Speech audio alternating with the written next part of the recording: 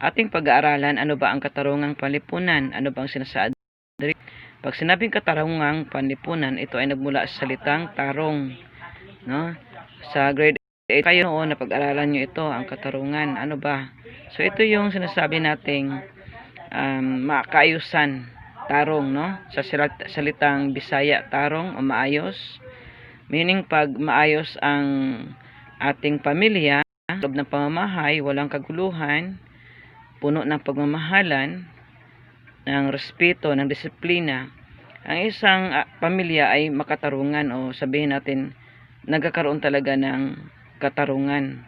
So, ang katarungang panlipunan ay nagsimula sa loob ng pamilya.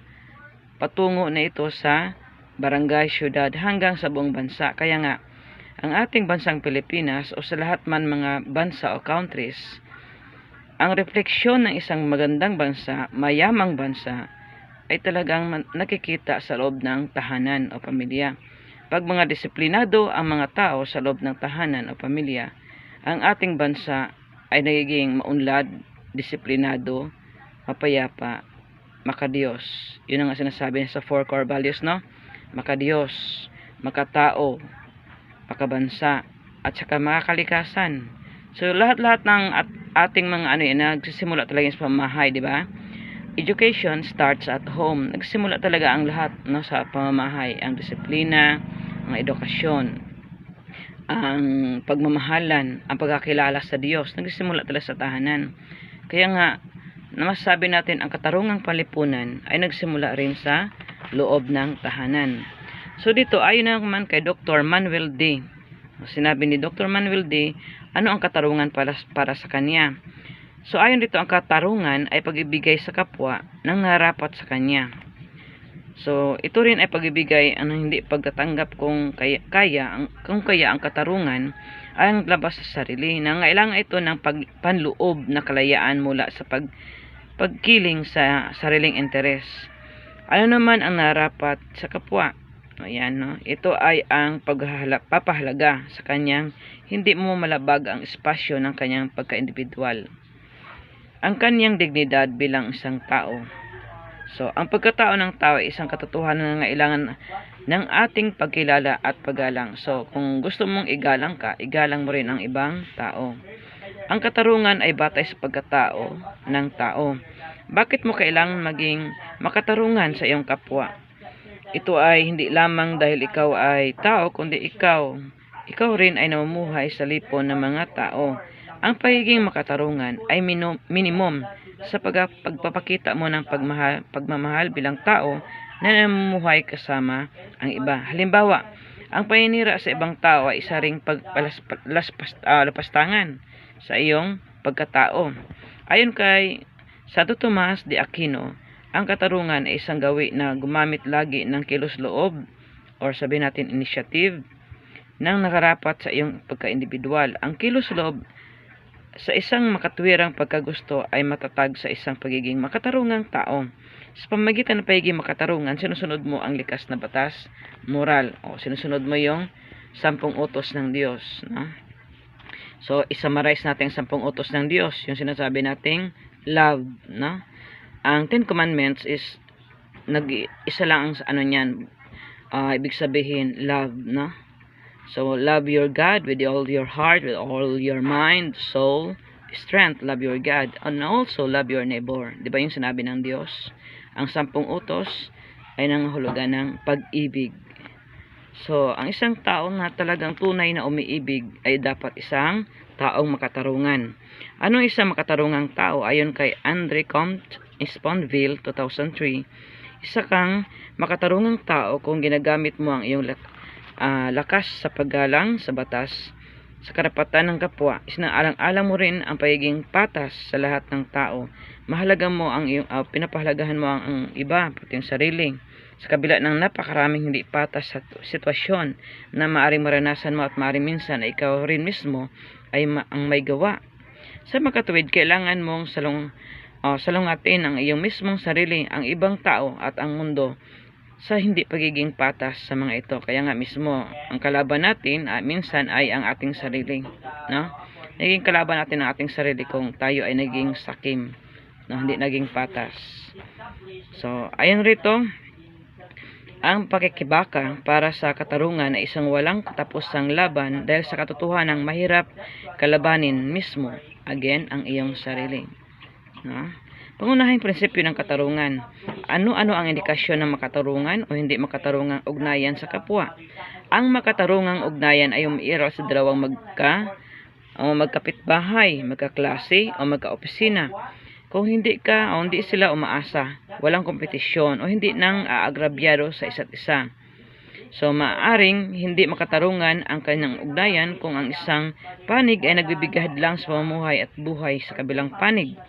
Bilang tao, karapatan ng bawat isa na mabuhay at mamuhay na hindi inhadlangan o pinagmasukan ng iba. Kung nilalabag ang karapatang ito, nawawala ng katarungan. Hindi nila ito magugustuhan at maaring magbunga ng gulo sa buhay ng mga nasasangkot. So, kailangan talaga ang paggalang, respect. Kaya nga, kung mayroon kang pagmamahal na totoo, may respeto ka o paggalang. So, ano ang papel ng katarungan sa ganitong sitwasyon? Mahalagang tandaan sa unang pangunahing prinsipyo ng katarungan ay ang paggalang sa karapatan ng bawat isa. Anumang ugnayan mayroon sa iyong kapwa. So, nagsimula sa pamilya ang katarungan. Balikan natin, Sa pamilya, una mong naranasan ang bagay-bagay na nagbibigay sa iyo ng kamalayan tungkol sa katarungan. Dito unti-unting nagkakaroon ng kakayahan na maunawaan kung ano ang katarungan. Dahan-dahang nahuhubog ang iyong pagkatao sa paggabay ng iyong mga mahal sa buhay. Mula nang mahubog ang iyong konsensya, natutuhan mo na ang katarungan at kawalan ng katarungan ay hindi nakadepende kung nahuhuli ka ng iyong mga magulang o mga iyong kapatid sa iyong mga nagagawang pagkakamali. Hindi rin ito nakakabatay sa patakaran o sinasabi sa ng iyong mga magulang o sinuman. Naunawaan mo sa tulong ng iyong mga karanasan na nagiging makatarungan ka kapag ginagalang mo ang mga karapatan ng iba at sinasalang-alang mo ang kabutihang panlahat. So, kailangan talaga na magkaroon ng paggalang. Siyempre, unahin mong igalang at mahalin na iyong sarili para rin matuto ka rin gumalang at magmahal sa iba. Napakahalaga ng papel na ginagalawan ng mga ginagampanan ng mga magulang sa paghubog ng iyong pagiging makatarungan. Iminumulat kanila sa katotohanang may karapatan at tungkulin ka bilang tao. Hindi lamang sa pamilya kundi pati na rin sa lipunan. Ginagabayan kanila upang mapahalagahan at maisabuhay mo ang iyong pang-araw-araw na ugnayan sa kapwa. Ang karapatan at tungkulin ito. Sa makatuwid, sa tulong ng iyong magulang, nagsimula ka sa magkaroon ng mapanagutang ugnayan sa iyong kapwa na daan patungo sa pagiging makatarungan. Malaki ang papel ng pagsanay upang maging makatarungan ka bilang tao. Ang pagsanay nito ay una mong naranasan sa piling ng iyong pamilya. Kaya nga ang pamilya kailangan talagang may pagkakilala sa Diyos noong una sa lahat para talagang maturuan o ma-guide ang mga anak na maging mapagmahal, magalang at makatarungan. So again, ang sinasabi rito, may apat na aspekto ng makatarungang tao ay may apat na aspekto na tayong titingnan. So narito ang aspektong tinitingnan mo sa iyong sarili. Una, ipinapaalala na lagi na magulang mo sa iyo, kailangan mong gawain ang mga makatarungang bagay sa iyong ugnayan sa iba. Ginagabayan ka nila upang maiwasan mo ang higit na hindi makatarungang gawain. Una, pinapaunawa ba nila sa iyo kung ano ang ibig sabihin ng paggalang sa kapwa? Kaugnay rito, tinutulungan ka ba ng iyong mga pamilya sanayin ang iyong sarili tulad ng panghiram ng isang bagay na pagmamay-ari ng iyong kapatid kung gusto mong gamitin ito? So, tinuruan ka ba na magpaalam ka muna bago gamitin ang mga pag-ari ng kapatid mo ba o ng ibang tao? So, yun sinasabi doon na dapat matuto kang gumalang. 3. Nilinaw ba nila sa iyo ang pagkakaiba-iba ng mga circumstansya ng iba't ibang tao lalo na mga nakakapaligid sa iyo? 4. Tinuturuan ka ba nila ng maging mapagtimpi o pagkontrol sa sarili at pagsaayos ng iyong mga pagkamaling nagawa sa ugnayan mo sa iba? So, pag ang mga magulang mo ay hindi ka nagabayan ng kagaya ng binanggit sa 4, talagang ikaw ay nagiging maguluhin na tao, nagkakaroon ka ng sinasabi nating hindi nagiging maayos ang iyong pamumuhay. So, nagiging hot-tempered kung hindi ka nagabayan. So, very important talaga na ang mga magulang ay laging nagpapaalala sa mga anak. So, ang apat na aspekto na nagsanay rito, ginagamitan ng isip at kilos loob. No, yung sinasabi natin, mind and, yung sinasabi natin, yung, initiative. Na isa sa mga paksa sa pinag-aralan sa Baitang 7 ka pa. Ang una at ikaapat na mga punto ay pagsanay ng iyong kilos loob. Ang ikatlong punto ay iyong isip at ang ikalawang punto ay ang pagsanay mo ng iyong isip at kilos loob. So, pinagsikapan natin suriin ang mahalagang papel na ginagampanan ng iyong pamilya sa paghubog ng iyong pagkatao tungo sa pagiging makatarungan sa puntong ito ng iyong buhay. Magiging mas bukas ka sana ang iyong isip sa pagtanggap ng paggabay ng iyong mga magulang sa iyo. Sana hindi mo binabaliwala at hayaang mauwi lamang na sa wala ang mga ginagawa nilang ito. Tanda ng kanilang pagmamahal sa iyo. Kung mahal ka talaga ng iyong mga magulang, ay talagang tuturuan ka ng maayos, no? Kung tunay tayong mahal daw ng ating mga magulang, inaayos ang ating buhay. Tayo ay ginagabayan ng may pagmamahal. Pinapahalagahan mo ba ang pagmamahal ng iyong ina o ng iyong magulang? Paano? So, kaya nga, kung talagang ang pagmamahal ay nariyan sa loob ng pamilya, nagkaroon ng katarungang palipunan. Ang moral na kaayusan bilang batayan ng legal na kaayusan ng katarungan. Bakit ginagawang batayan ng legal na kaayusan ang moral na kaayusan? Kung titingnan natin mabuti ang tanong na ito, tunay na diwa ng pagkatao. Ang batas sibil ay narapat na nakabatay sa batas moral. Ibig sabihin na ang mga legal na batas ay kailangan makaangkla sa moralidad at kilos. Kung hindi ang legal na kaayusan, mawawala ng kahulugan. Ihiwalay kasi ito sa moral na kaayusan. Mahalagang malaman mo ang legal na batas ay siyang panlabas na anyo ng mga moral na batas. Ang legal na kaayusan kung gayon ay narapat na maging tulay ng moral na kaayusan sa lipunan. Kaya nga meron tayong tinatawag na legal na batas. So, pag sinabing legal, ayon ito sa normal na batas. Pag sinabing illegal, mga bawal yun na batas. So, kaya nga, kailangan tayo ay sumunod sa ating legal na batas para hindi tayo maging mga immoral na tao. So, kaugnay ng pahayag sa itaas, ang batas moral ay maituturing na isang panloob na aspekto ng katarungan. Ang batas sibil ay ang panlabas na aspekto nito. Sabi nga, ang batas ay para sa tao at hindi ang tao para sa batas. Kung kaya ang sistemang legal ng lipunan ng Pilipinas ay narapat na nagbibigay ng proteksyon sa karapatang pantao ng bawat mamayan rito. Mahalagang sinigurado ng batas legal na ng bansa ang katarungan para sa lahat. Sa banta ng batas ito ay narapat na walang mahirap o mayaman, mahina at makapangyarihan. Sa batas, ikaw at ako ay magkapantay. Subalit, paano nangyari na ang sistemang legal na dapat ay pumuprotekta mahirap at mahina ay magagamit ng mayaman at makapangyarihan? Bakit nagiging instrumento ito ng hustisya at pang-api sa ganitong paraan? Sapagat ng sistemang legal, malinaw na hindi ito nagiging makatarungan dahil hindi nito sinusunod ang batas moral. Nilabag nito ang pangunging batas sa pagkatao, ang likas sa batas moral. So, nagkakaroon daw ng paglabag ng batas moral. Bakit? So, dahil sa pera. So, sinasabi nga ng iba, if money speaks, everybody will listen. Kaya nga, maraming talagang na bilanggo ng walang katarungan kasi nga ang mayaman kayang magbayad ng ating batas o sa mga lawyers. Kung wala kang abogado na ikaw ay mahirap, nakagawa ka ng injustice o injustices, so napakahirap talaga. Kaya nga tayong mga mahirap naghahanap na lang ng abogado, yung public attorney na tutulong sa atin para malutas ang ating mga nagawang pagkakamali. Kaya nga mga tao, kung ikaw ay nagpabilang sa mahirap, so kailangan mag-iwas-iwas sa paggawa ng kasalanan, paggawa ng krimen. So ipasa Diyos ang lahat, maging tayo guidance of God, na. So ang katarungang palipunan ay isang mahalagang pundasyon ng palipunang pamumuhay. Umiral ito kung tinatanggihan ng mamayan ang pandaraya sa negosyo, pangurakot sa pribado at publikong institusyon, hindi makatarungang pasahod sa mga empleyado at mga iba pang mga katulad na sitwasyon. Sinasaalang-alang ang katarungan na ugnayan ng bawat isa sa lipunan. Kaya kung titingnan mong mabuti ang mga ugnayan sa lipunan, makikita mo kung gaano kalaki ang hamon ng pagpapairal ng katarungang palipunan. Mabisang paraan ito upang mapangalagaan at mapanatili ang kabutihang panlahat. Hindi lamang ito nakatatak sa ligang batas ng ating bansa, kundi ito ang siyang isinisigaw ng ating bayan sa kasalukuyan itong kalagayan. So, ang katarungang palipunan ay mananatili yan. Una, dapat ay lagi sa loob ng tahanan.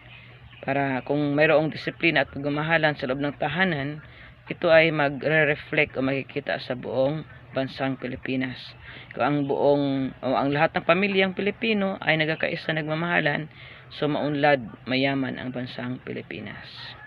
Punong-puno ng pagmamahalan at masipag na tao. No? Hindi mga tamad, hindi mga palasa. Kaya ang disiplina raw nagsimula sa pamamahay at mga pagmamahalan. Ano ang katarungang palipunan? Ayon kay Dr. D, ito ay nauukol hindi lamang sa ugnayan ng tao kundi sa kapwa, kundi sa ugnayan din sa kalipunan. Iba ang kapwa sa kalipunan. Ang kapwa ay personal o interpersonal na ugnayan mo sa ibang tao. Halimbawa sa batang nasa lansangan, sa isang matandang babae na nagtuturo sa iyo kung saan ang daan, sa kaibigan na nagpapatulong tungkol sa kanyang problema. Samantala ang kalipunan, sosyos, ay ang ugnayan ng tao sa isang institusyon o sa isang tao dahil sa kanyang tungkulin sa isang institusyon. So kaya nga pag sinabing kapwa, yung personal o interpersonal mo na relasyon, no? Yun ang relasyon mo sa loob ng pamilya nyo. And then pag sinabing kalipunan, sosyos, ito yung ugnayan mo sa ibang tao. So sa institusyon mismo. So, tungkulin ng bawat institusyon, halimbawa, ay ang guro o mag-aral ka sa paaralan, ang konduktor ng bus, o ang empleyado o sa opisina. Sila ay kalipunan dahil may namamagitan ng institusyon sa kanilang ugnayan. Makaiba ngunit hindi magkahiwalay ang kapwa at kalipunan. Ang kalipunan ay para sa paglilingkod sa kapwa. So, ang katarungang palipunan ay namamahala sa kayusan ng ugnayan ng tao sa kanyang kapwa at sa ugnayan ng tao sa kalipunan. Inilagay nito sa ayos ng panlipunang ugnayan ayon sa kriteria ng pagsunod sa batas. Sinaalang-alang rito ang mga panlipunan, pampolitikal at pang-ekonomiyang aspekto ng tao, mga problema ng lipunan at mga maaaring solusyon ng mga ito tungo sa kabutihang panlahat. Masalamin sa mga konsensyang o konsiderasyong nabanggit ang mga katangian ng makatarungang palipunan tulad ng paggalang sa karapatan ng bawat tao, paglampas sa pansariling interes at pagsaalang-alang sa kabuuang sitwasyon upang tunay na makamit ang kabutihang panlahat. Mga kaugnay na pagpapahalaga. Alam mo ba na may kaugnay na pagpapahalaga ang katarungang palipunan? So, ang katarungang palipunan sa tunay na kahulugan nito ay kumikilala sa dignidad ng tao. Ang bawat tao ay may dignidad. Hindi dahil sa kaniyang pag-aari, posisyon sa lipunan o mga nakamit sa buhay, kundi dahil sa kanyang pagkatao. Bukod tangi ang tao sa lahat ng manilang ng Diyos dahil nilikha siya ng Diyos na may isip at kalayaan. Ang kanyang pagkabukod tangi ay hindi dumidepende sa kanino man. Wala siyang katulad sa buong kasaysayan. Hindi siya mauulit tulad ng binanggit sa Baitang 7. Kung ang diamante ay mahalaga dahil bihira ito, ano pa kaya ang tao sa bukod tangi? May dignidad ang tao dahil may halaga siya. Mahalaga siya sa kanyang pagkasiya, pagkaako, pagkabukod tangi. Ito ang naramdaman ng tao sa kanyang kapwa at sa kanyang sarili dahil mahalaga ang tao, makatarungan ay bigay ang narapat sa kanya. Totoo na ang nagbibigay kung ano ang narapat sa tao ay ang pagdidepende sa kanyang sitwasyon, kundi sa kaniyang hindi na karapatang kaugnay sa kaniyang dignidad bilang tao. Ang katarungang palipunan kung gayon ay nakatuon sa kabutihan ng mga tao. Sa makatuwid, ang mga struktura ng lipunan ay nakabubuo at narapat na umiral para sa kabutihan ng lahat ng tao. Makakamit ang katarungang palipunan sa tulong ng isa sa pagpapahalaga ng katotohanan. Sa paghahanap mo ng pagkatotohanan, kinakailangang tingnan ang kabuuan ng isang sitwasyon. Ang katotohanan bilang isang napagpahalaga ay mag-uudyok sa iyo sa handa nung ibigay ang iyong buong sarili dahil ito ay may kabuluhan sa iyong buhay at sa buhay ng iyong kapwa. Kaya, ang katotohanan bilang ng isang iyong pagkatao ay buhay ay isang opinyon lamang. Ang katotohanan sa puntong ito, inuunawa at pinagninilayan mo ang sitwasyon na ito upang makita ang katotohanan na nakabuti rito. May kasama ka sa kinakasangkutang sitwasyon at hindi nakakabuti sa mga kasama mo na ikaw lamang ang nasusunod at maging sunuran lamang sila. Ang pagmamonopolya o pagsarili sa mga kaganapan, pagsalungat sa kabutihan. ng iyong pagkakasamang pag-iral sitwasyon ng kapwa ninyo kinakasangkutan. Upang matugunan ang pangailangan ng karunungan o katarungang panlipunan, kailangan mo makipag-usap at makipagdialogo sa iba sangkot sa sitwasyon. Kaugnayan ng dignidad ng tao at ang katotohanan ay pagmamahal, ang katarungan ay walang kilingan dahil sa likas sa tao ang pagmamahal sa iyong kapwa, kaibigan o maaari ring ituring mo siya bilang kapatid. Kung mawala ang pagmamahal, paano na ang tao? Ano ang mangyayari sa katarungan? Ang katarungan ay maaring mauwi sa simpleng legalismo ng ibig sabihin, sunod-sunuran lamang ang tao sa batas. Kaya ang pagmamahal bilang isang pagpapahalaga ay isang aktibong pagkalinga sa kapwa, pagpapaunlad sa kanyang mga kakayahan bilang kung ang katarungan, ang panlipunan ay ginagabayan ng diwa ng pagmamahal, ito hindi lamang isang simpleng pag-iwas sa masakit o makapinsala sa kapwa, kundi ito ay isang positibong paglapit sa kanya upang samahan at suportahan siya sa kanyang pagtubo bilang tao at pagpapaunlad niya sa kanyang potensyal. Ito ay nangangahulugan ng sama-samang pagkilos ng mga institusyon ng lipunan upang makabuo ng sistemang suporta sa pag-unlad ng pagkatao. Ang pagmamahal ay siyang puso ng pagkakaisa. So, kailangan talaga ng love, no? Pagmamahal.